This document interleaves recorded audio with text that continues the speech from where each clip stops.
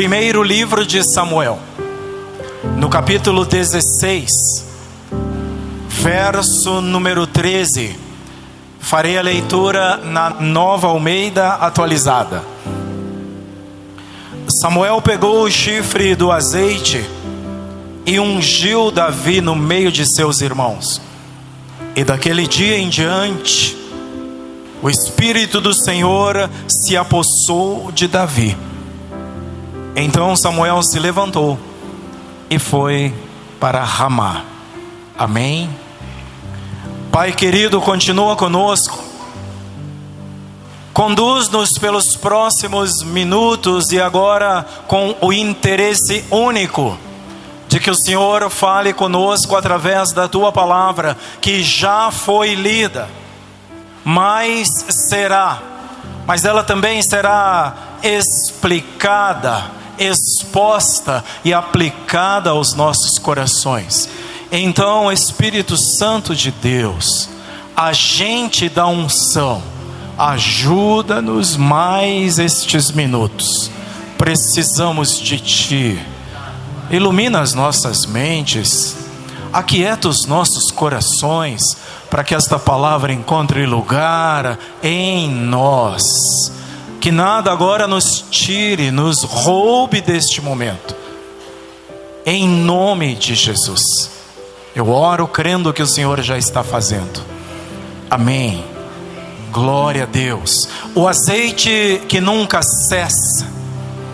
Quero elaborar com vocês por alguns instantes sobre a unção da permanência.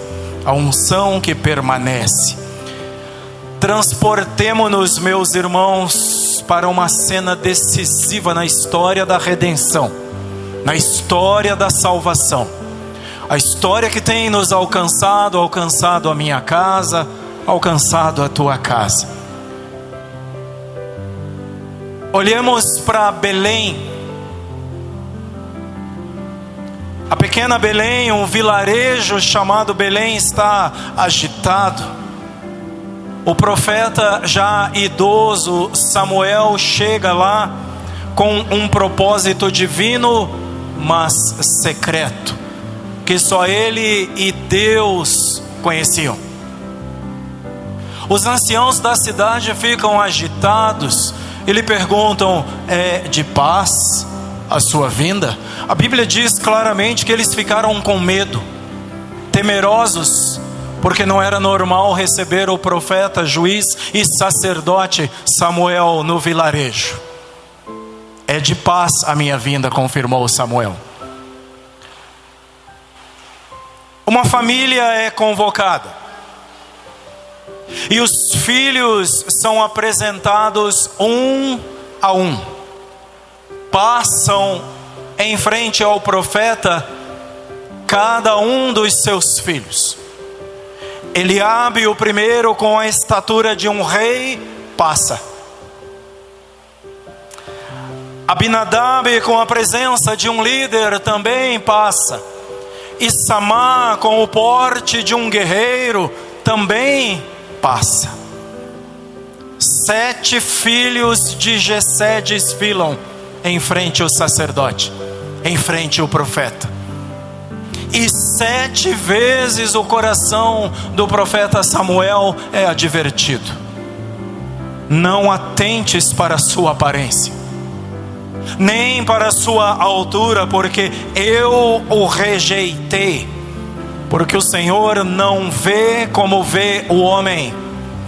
O homem vê o exterior, porém o Senhor vê o coração, conforme o verso número 7.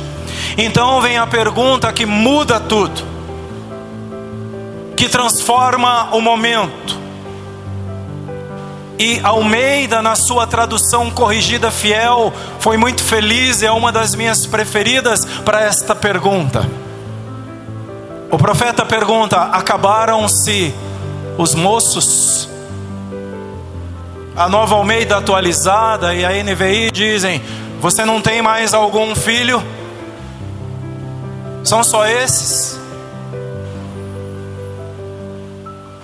Havia ainda o caçula. Ele estava ocupado com uma tarefa aparentemente insignificante: cuidar das ovelhas no campo. Davi é chamado. Ele entra. Ele é ruivo, de belos olhos e de boa aparência, diz o texto bíblico. Mas isso foi quase irrelevante para aquele momento. Porque o mais importante era que Davi tinha um coração disponível. Davi tinha um coração que agradava a Deus. Então Samuel ouve do Senhor: fique de pé e unja, porque é ele, é este o homem. Então Samuel pega o chifre de óleo e unge, não apenas o próximo rei de Israel em exercício, mas ele unge um rei segundo o coração de Deus. O óleo, diz o verso número 13 que lemos, escorre sobre a sua cabeça, e naquele instante o Espírito do Senhor se apossou de Davi. Você leu comigo? Vamos mergulhar neste momento individual e fundamental para compreender a natureza, o propósito e a permanência da unção de Deus sobre a vida daqueles que Ele, o próprio Deus, escolhe. Vamos entender um pouco mais sobre unção. É coerente, como já dito antes de iniciarmos este terceiro domingo, quando falamos sobre unção. Porque em missões, unção é fundamental. É preciso ser chamado por Deus, porque fazer missões não é fazer turismo. É preciso ser convocado por ninguém menos que o próprio Deus, porque a saudade da família aperta de imediato, não demora. Sente-se saudade de casa, saudade dos seus, saudade da sua vida, saudades da infância. Mas se foi Deus quem chamou, no coração tem uma certeza, um propósito: Deus há de sustentar aquele que Ele chama. Portanto, é oportuno falar sobre missões nesse terceiro domingo e vocação dentro de missões. Qual a minha proposta? É mostrar que este texto lido revela-nos que a verdadeira unção de Deus é uma capacitação soberana e sobrenatural. Não é obra humana, ela é sobrenatural, dada pelo Espírito Santo. Ela é conferida, e já podemos ter um vislumbre aqui, não pelos méritos exteriores, não é pela aparência, não é pela estatura, mas ela é conferida pela graça que sonda o coração, que está sondando os corações agora, aqui esta noite, neste exato momento. E o objetivo da unção é apossar-se da vida da pessoa num cumprimento para um propósito de Deus, propósito divino, não a minha vontade, não as vontades humanas, mas um propósito do próprio Deus, e que ela é permanente. Por onde vamos? Em primeiro, quero falar sobre a escolha incomum. Em segundo, a transferência sobrenatural. E em terceiro e último, a posse do Espírito. Comecemos por a escolha incomum. A unção de Deus desconsidera o currículo humano. A unção de Deus não leva em conta o catálogo das minhas capacidades. Porque a unção de Davi, ela acontece num cenário totalmente oposto aos critérios humanos. Nossos critérios humanos de seleção de pessoas, de seleção de vocacionados, são totalmente diferentes dos critérios de Deus. O texto em questão, começando aí pelo capítulo 16 e verso 1, tem 12 versos descrevendo, como já lhes citei, a rejeição divina a cada um dos 7 filhos mais velhos de Jessé. E a palavra usada aqui para rejeitar significa desprezar, recusar, deixar de lado, à parte. Em contraste, Davi é descrito no texto original como o menor, o último, aquele que ocupava a última posição na hierarquia familiar e também, por conseguinte, na hierarquia social. Vejam, Davi sequer foi chamado para a consagração, porque o próprio Samuel, quando Deus lhe ordena, vai a Belém e unge um dos filhos de Jessé, a quem eu vou te mostrar. Samuel questiona Deus: mas como é que eu vou para lá? Porque Saul, o rei, então vai desconfiar. Deus diz: vai lá para o sacrifício e convida-os, e eu vou te indicar o que é que você deve fazer. Chegando lá, a Bíblia diz que ele fala aos anciãos, convida-os para o sacrifício e consagra a família de Jessé para sacrificar junto e participar da celebração. Mas Davi sequer é lembrado. Ele não é chamado no campo para o culto. Ele não é convidado para o culto. Vejam, como diria o seu irmão mais tarde, diante daquela batalha com os filisteus, alguém tinha que tomar conta daquelas poucas ovelhas do seu pai.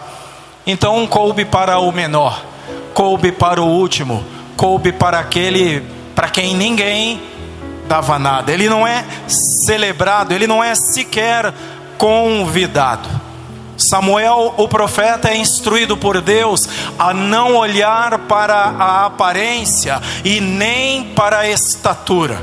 Ora, aparência e estatura foram atributos fundamentais quando o primeiro rei, quando Saul foi eleito o primeiro rei de Israel. Se não, vejamos o que nos conta a Escritura. Primeiro Samuel, voltando para o capítulo 9, no verso número 2, a Bíblia diz sobre Saul, quando ele é escolhido, que ele era moço e tão belo, que entre os filhos de Israel não havia outro mais belo do que ele. Dos ombros para cima, ele sobressaía a todo o povo. Belo, aparência, de grande estatura, posição. Ou então, 1 Samuel, agora capítulo 10 e verso 23, sobre Saul, ele ainda era o mais alto de todos. Dos ombros para cima, ele sobressaía a todo o povo. Na escolha anterior, que não foi apenas questão de Samuel, mas o próprio Deus lhes deu o seu melhor, lhes deu o mais belo, o mais imponente dos moços para ser seu rei. Sim, ele se perdeu pelo caminho, ele desperdiçou a unção que foi colocada sobre ele, mas ele foi, Saul foi o melhor de Deus para Israel. Mas agora Deus usa outro critério: não atentes para a sua aparência, tampouco para a sua estatura, porque o Senhor não vê como o homem vê. Deus opera num modelo diferente dos nossos padrões, ou, para quem gosta de palavra difícil, Deus usa um paradigma reverso, um modelo diferente do que nós usaríamos. Enquanto os sistemas humanos promovem com base nas capacidades, com base no currículo, com base na aparência, com base na experiência acumulada, com base na posição social, Deus começa no lugar de mais insignificância. Começa no campo das ovelhas. Pastorear ovelhas hoje é lúdico, parece até belo dizer-se pastor de ovelhas então, mas não tinha nada de lindo, nada de belo. Eram homens para quem só restava esse ofício, homens alvos de desconfiança dos demais, homens que precisavam afastar-se de suas famílias e passavam meses nas planícies da Judéia, virando noites a fio, montando guarda para vigílias e proteção dos rebanhos, que ficavam sem o contato com as suas famílias e, em especial, sequer tinham o privilégio de adorar a Deus, sequer tinham o privilégio de ir ao único lugar de onde era possível ter um encontro com o sagrado. Isso era ser pastor de ovelhas, uma profissão insignificante, tanto que os egípcios odiavam saber que alguém era pastor de ovelhas. Para eles era ser insignificante. Mas é neste lugar, escute-me bem, é neste lugar, no lugar da insignificância, que Deus vai buscar, que Deus vai resgatar. E enquanto eu prego e enquanto eu falo, o Espírito Santo está falando ao meu e ao seu coração. Deus escolhe aqueles que todo mundo diz não dá. Deus escolhe aqueles que todo mundo diz não tem jeito, porque Deus vai na contramão dos critérios dos homens. É assim que Deus trabalha. A unção não é um prêmio para conquistas, não é um prêmio para a estatura nem para a beleza. A unção é uma semente para um futuro que só Deus está enxergando, só Deus está vendo. A unção que Deus dá vem ignorando o catálogo do currículo, das qualificações, das qualidades. Ela se fixa na matéria-prima que está no coração. O lev do hebraico, o coração, na visão de mundo dos hebreus, na cosmovisão, podemos dizer assim, hebraica, é o centro da vontade. Não é só um órgão do corpo humano, não é só um órgão físico, ele é centro da vontade, centro da intelectualidade, é centro da emoção e centro da espiritualidade. E é ali, é aqui que Deus vem buscar, que Deus vem selecionar, porque como ele disse para Samuel, Deus vê o íntimo, Deus vê o coração. E o coração, segundo o apóstolo Paulo, é onde nasce a fé, é o nascedouro, é a fonte da fé. Se não, vejamos Romanos capítulo 10 e o versículo 9: se com a tua boca confessares Jesus como Senhor e em teu coração creres que Deus o ressuscitou dentre os mortos, serás salvo. É com o coração que você crê. Portanto, é importante ou não é? É o centro das decisões ou não é? É para a glória de Deus. Quantos se sentem desqualificados para a obra de Deus porque não têm o diploma? Quantos se sentem desqualificados porque não têm a oratória perfeita, a oratória correta, ou porque não têm a influência social desejável, ou ainda quantos se sentem desqualificados porque a história da sua vida não é uma história limpa, porque é uma história que tem manchas, que no passado o desqualificava. Quantos se sentem assim desqualificados? Mas ouça o que Deus está dizendo esta noite, ouça a palavra do Senhor.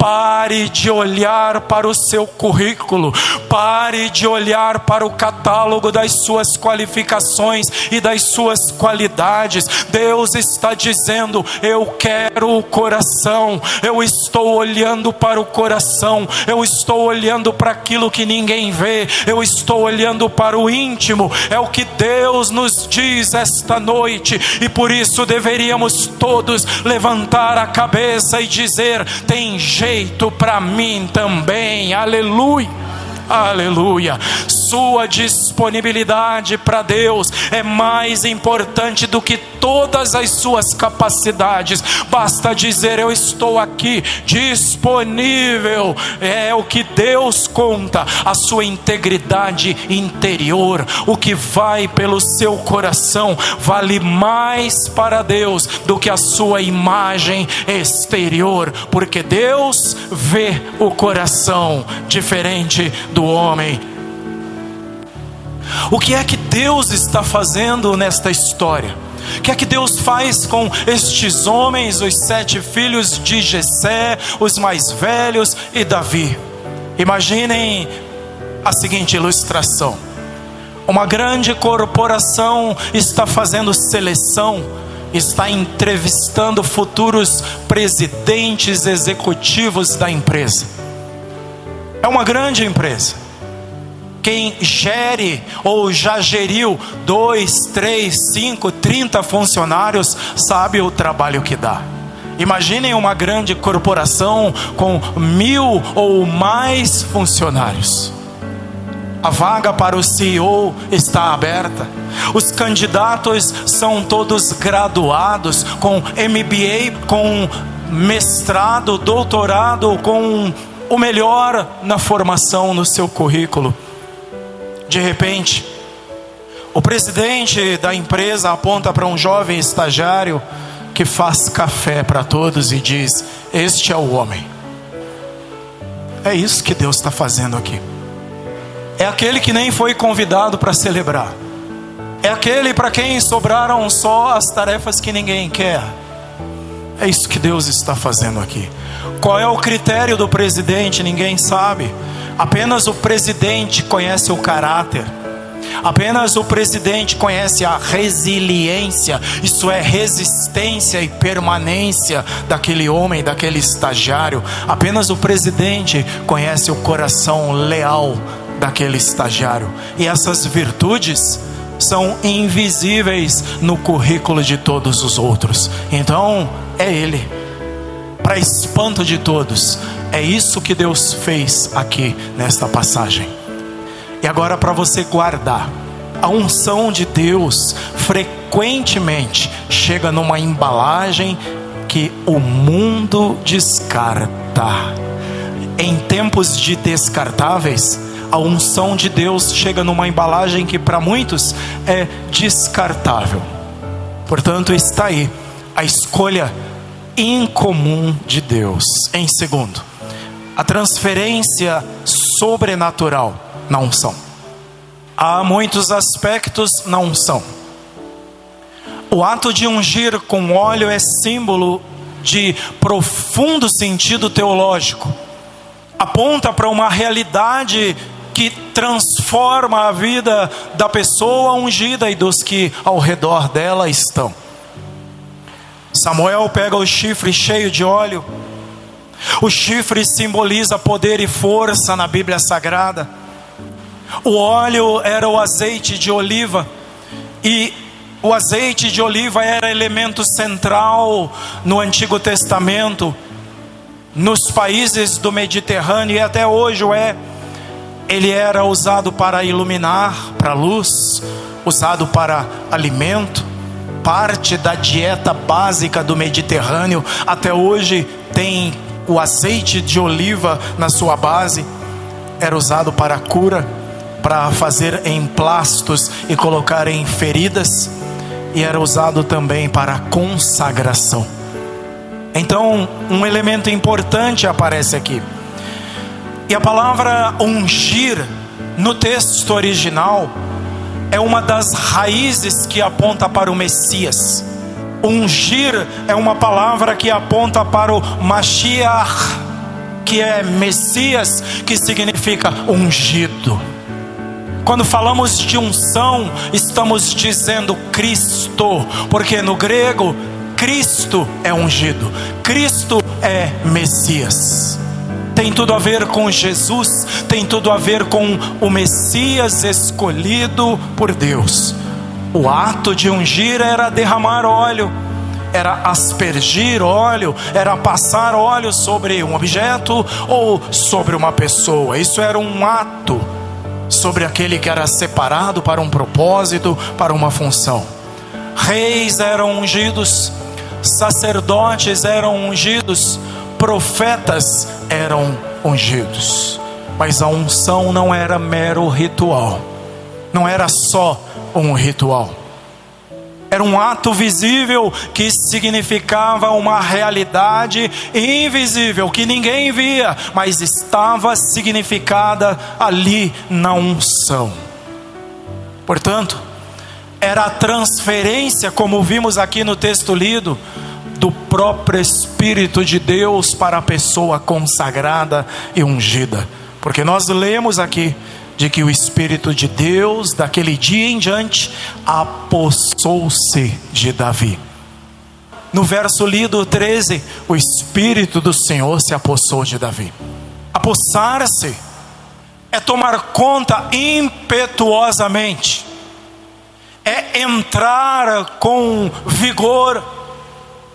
Apossar-se significa avançar com poder, é empoderar vigorosamente alguém. Indica uma ação que envolve capacitação, dinamismo. Dali em diante a pessoa jamais será igual, jamais será a mesma. A unção, portanto, é a instrumentalização do agir do Espírito. A unção, portanto, é o empoderamento, é o aparelhamento do poder do Espírito Santo na vida da pessoa. É isso que vai acontecer após a unção de Deus. E no Novo Testamento? A unção é democratizada para todos os crentes. Se nós olharmos para o texto que temos em mãos, no próximo verso, dirá o escritor que o Espírito de Deus se afastou de Saul, deixou Saul. O 13 disse que o Espírito do Senhor apossou-se de Davi dali em diante. E o mesmo Espírito deixou Saul dali em diante. A unção é, portanto, no Novo Testamento, agora diferente do que acontecia lá, é distribuída para ti, para você, para todos os crentes no Senhor Jesus. Todos são alvos da unção de Deus. Todos os que aqui estão e me ouvem esta noite podem participar das palavras do apóstolo João. Primeira carta de João 2:27. Quanto a vocês, a unção que receberam permanece em vocês. Essa unção do crente é o crisma, que vem do grego, o crisma que significa o próprio Espírito Santo que passa a habitar na vida da pessoa. É o Espírito que ensina, é o Espírito que edifica, é o Espírito que guia, é o Espírito que capacita. Lembram? Messias do hebraico é Cristo em grego, e Cristo vem também de uma raiz chamada crisma, que tem a ver com dons, que é carisma. Então carisma, crisma, Cristo, tudo é dom, tudo é Espírito Santo de Deus, é Deus trabalhando na vida do crente. Portanto, a unção hoje está sobre todos aqueles que confessam o nome do Senhor Jesus. Amém? Você crê nisso? Regozije-se no teu coração. A unção lá no passado estava sobre Saul, foi retirada de Saul, passou para Davi, mais tarde ela estava sobre Gideão, depois ela passou para Sansão, e o Espírito de Deus ia se movendo assim, manifestando-se aqui e ali, mas hoje, para a glória do nome do Senhor Jesus, todos são alvos da unção de Deus. Aleluia. A frase que o nosso texto trouxe é: daquele dia em diante. Isso significa que a unção que Davi recebeu é permanente, diferente de Saul, a quem o Espírito veio, mas mais tarde retirou-se. Sobre Davi foi permanente. Por quê? Não porque Davi fosse perfeito, longe disso, ele não era nada perfeito, mas porque a aliança de Deus com ele foi irrevogável, em caráter permanente, e ela apontava para o Messias que estava por vir. Por isso ela é permanente, e isso nos ensina que a unção que está fundamentada em Jesus Cristo é permanente, é para sempre, ela é duradoura, porque Cristo, o Christos, é nosso ungido para sempre, é o ungido perfeito de Deus. Não é um sentimento que vem e vai, não é um sentimento que para um tempo eu peco e vai embora, não. E esta noite Deus nos dá a oportunidade de revitalizar a unção de Deus, renovar a unção de Deus que já está sobre a vida de todo aquele que confessou o nome do Senhor Jesus. É o azeite, esse Espírito é o azeite que nunca se esgota, porque é alimentado pela graça do próprio Deus. Portanto, você que crê em Jesus Cristo é o ungido do Senhor aqui no nosso tempo, ungido pelo próprio Deus. Por quê? Porque você é portador de Cristo, tanto que é chamado de cristão. Você porta o Senhor Jesus, até porque Ele disse que quem o ama guarda os seus mandamentos, quem o aceita, Ele e o Pai vêm habitar, vêm morar naquela pessoa, fazem dele morada para a glória de Deus. Sua vida não é comum, viu, irmão, irmã? Não é comum, ela está cheia, impregnada com o óleo do céu, que para o crente é o Espírito Santo de Deus. E o que é que ele faz? Caso você esteja se perguntando, ele ilumina, isso é, ele te conduz no testemunho. Jesus disse: é impossível apagar, esconder uma cidade edificada. Ele diz: brilhe a luz de vocês diante dos homens. Ele diz: ninguém acende uma lâmpada, uma candeia para colocar debaixo da cama, antes pelo contrário, coloca no lugar mais proeminente da casa, mais alto, para que toda a casa seja iluminada. Isso é obra do Espírito, é obra do Espírito Santo na sua vida. Que mais? Ele vem para curar, ou seja, ele vem para dar dons de serviço, dons de ministério. Ele vem para operar dons do Senhor. Ele vem também para reconciliar, isto é, para suavizar atritos, para cuidar das nossas vidas, para que haja comunhão entre nós, para que haja unidade no corpo de Cristo. É por isso que Paulo diz que nós recebemos o ministério da reconciliação. Aleluia! Reconciliação com Deus e reconciliação uns com os outros. Guarde mais isso. A unção não é para que sintamos-nos poderosos, não é para isso, para que eu me sinta poderoso. A unção é sobre o Espírito de Deus tomar posse de você o mais possível para cumprir um propósito que Deus determinou para a sua vida. Está aí, portanto, a transferência sobrenatural da unção. E por último, a posse do Espírito. A unção antecipa a batalha. A unção de Davi aconteceu no campo da família, mas ela se estendeu, ela se ampliou para os campos de batalha, ela se ampliou para o palácio.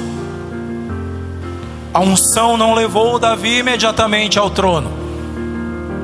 Ele voltou para as ovelhas, conta-nos, e ficamos sabendo no verso 19. Ele voltou para o lugar insignificante, mas continuou trabalhando. A seguir, ele foi convocado para trabalhar no palácio e acalmar a Saul e seus demônios, para expulsar e botar para correr, através da ministração da música, os demônios que atormentavam o rei Saul.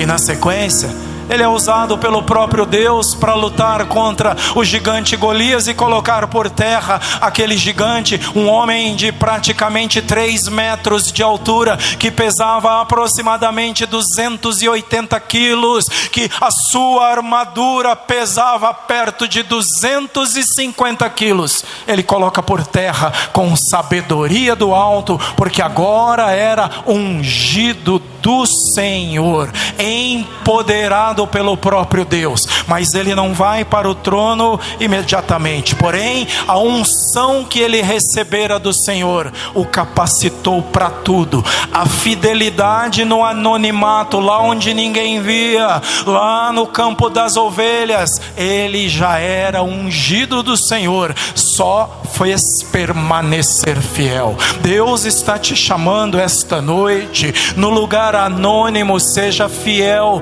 No lugar onde ninguém vê, seja fiel. No lugar onde ninguém observa, Deus te observa. Deus te vê, seja fiel. Fiel no testemunho, fiel naquilo que você faz, porque Deus vê.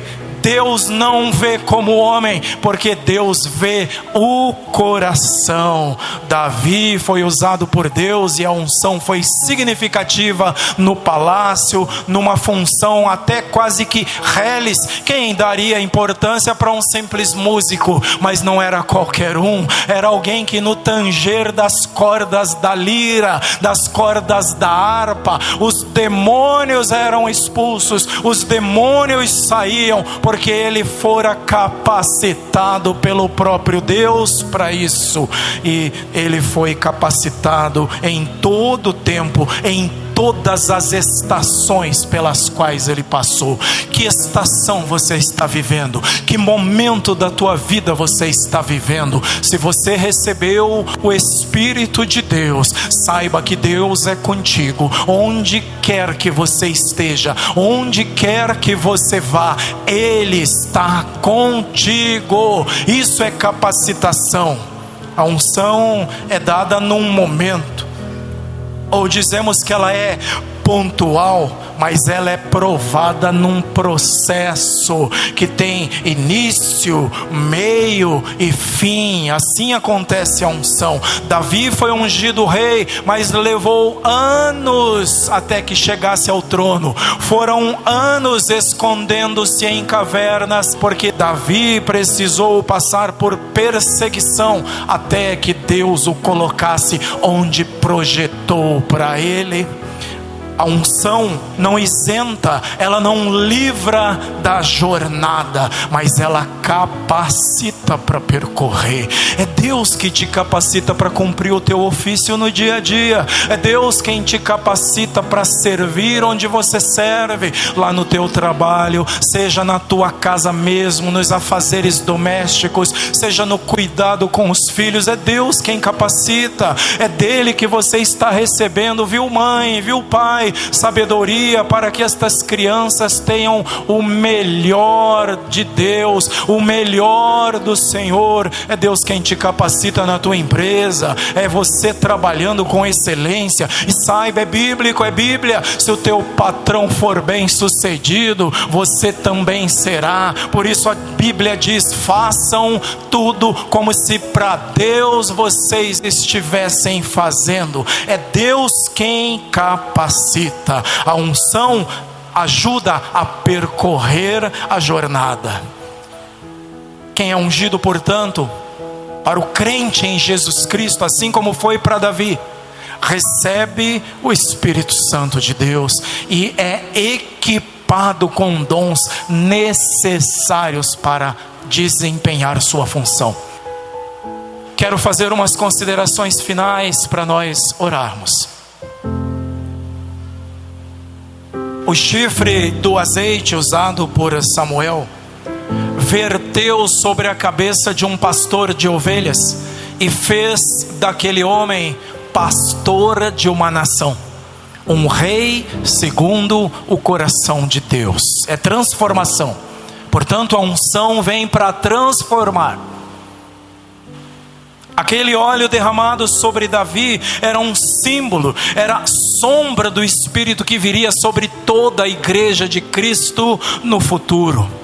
Quem está em Cristo foi ungido, porque no próprio nome Cristo, cristão, nós temos ungido. O significado é ungido. Portanto, você é um pequeno ungido, um cristão. Uma vez crido no Senhor, você é dele, você faz parte e você recebeu o Espírito. Quem está em Cristo foi ungido, e segundo o apóstolo Paulo, não por mãos humanas, mas pelo próprio Deus. Deus mesmo nos ungiu. Hoje, o Senhor não está procurando os mais qualificados, os de melhor currículo, segundo a visão humana. Deus está passando em revista esta noite. Deus está passando em revista os corações esta noite. E passar em revista é um termo militar. Escute bem, sabe o que significa? Ao soar da trombeta no batalhão, no pelotão, os soldados entram em forma, se perfilam um ao lado do outro, um atrás do outro, numa fila única, que você olha e enxerga um homem para frente, enxerga um homem para a direita ou para a esquerda, completamente alinhados. À frente, à testa, como dizemos, estão os mais altos, e eles vão se colocando, cada um sabe e descobre o seu lugar, do mais alto para o mais baixo, colocados, alinhados, perfilados. Os oficiais ficam à frente, os graduados também, todos em linha. E o comandante vai passar em revista, e o comandante vai passar e verificar. Ele verifica como estão, se estão bem perfilados, se a roupa está limpa. Ele olha para os seus sapatos. Inclusive dizíamos no meio militar: eu quero me ver no brilho do seu sapato. Ele tem que estar tão brilhante, tão limpo, a ponto de que eu olhe e me veja nele, todos perfilados. Então o comandante passa pela tropa, olhando para as fileiras, e vai cumprimentando com a cabeça e dizendo: aprovado, aprovado, vocês estão bem apresentados, vocês agradaram o seu comando. Nesta noite Deus está passando em revista no coração. Deus está passando e olhando o coração, e Ele vai dizendo: aprovado, aprovado. E Ele vai dizendo: tem certeza que é isso mesmo? Tem certeza que é assim mesmo? Preste atenção aqui, olhe para cá. Deus está passando em revista esta noite, e tudo que eu quero ouvir é: aprovado. Vá em frente, continue assim, muito bom, servo bom e fiel. Deus esta noite pode te aprovar. Deus esta noite pode dizer: muito bem. Deus esta noite quer encontrar corações dispostos a Ele. Mas há mais uma pergunta esta noite,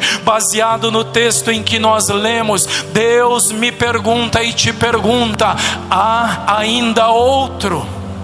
Onde está o oitavo homem? Onde está o oitavo? Onde está o último? O insignificante, aquele que ninguém quer, aquele que ninguém dá nada. Deus pergunta: tem outro? Há ainda outro? Ou é contigo mesmo? Há ainda outro? Ou devo esperar outro? Assim como disse Samuel para Jessé: então vai lá e chama. O Espírito Santo está dizendo esta noite: vem, porque a festa não vai começar sem você. Nós não vamos celebrar sem Ele. Deus não vai celebrar sem a tua vida, não vai celebrar sem a tua casa. E a pergunta continua, sabe? Você é o ainda outro, você é o oitavo homem, porque Deus continua procurando corações dispostos a ouvir a sua voz, dispostos a recebê-lo. A unção que você recebeu, assim como Davi, não é temporária. Lembre-se disso. Daquele dia em diante, amanhã lance na cara de Satanás quando ele disser: você não vai vencer a segunda-feira. Toda segunda-feira eu te derroto com boletos, toda segunda-feira eu te derroto com lutas, toda segunda-feira eu te derroto com afrontas no trabalho, com afrontas de vizinho, com afrontas até mesmo de parentes. É mentira, diabo, é mentira, Satanás, porque hoje eu renovo a minha unção, porque hoje eu renovo a unção que está sobre a minha vida, porque como diz a palavra, desse dia em diante Deus vai ter o total da minha vida. Aleluia. Sabe, mesmo quando você falha, Davi falhou não uma, várias vezes. A unção da graça que aponta para o Cristo ungido está sobre você. É apenas o tempo de você se reconciliar com Deus, se arrepender, correr para os pés de Jesus e dizer: me esconde na cruz, me esconde em Ti.